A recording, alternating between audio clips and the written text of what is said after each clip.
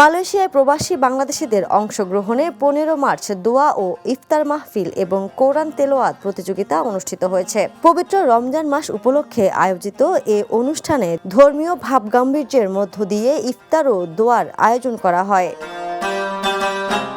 অনুষ্ঠানে প্রধান অতিথি হিসেবে উপস্থিত ছিলেন ডেপুটি প্রেসিডেন্ট ডক্টর হাসনিজাল হাসান এবং সম্মানিত অতিথি ছিলেন সিদ্দিকুর রহমান। অনুষ্ঠানের প্রধান আকর্ষণ ছিল কোরআন তিলাওয়াত প্রতিযোগিতা, যেখানে বিভিন্ন দেশের প্রবাসী মুসল্লিরা অংশগ্রহণ করেন।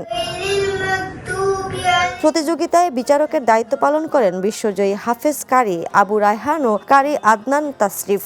এতে বাংলাদেশি হাফেজ ইব্রাহিম বিজয়ী হন। পরে বিজয়ীদের মাঝে পুরস্কার বিতরণ করা হয় এবং অতিথিরা তাদের হাতে সম্মাননা তুলে দেন।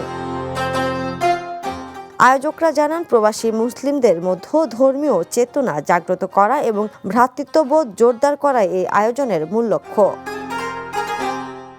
অনুষ্ঠানটি দেশ ও জাতির কল্যাণ কামনা করে বিশেষ দোয়া এবং একই সঙ্গে ইফতারের মাধ্যমে শেষ হয়। আন্তর্জাতিক ডেস্ক, দ্য নিউজ।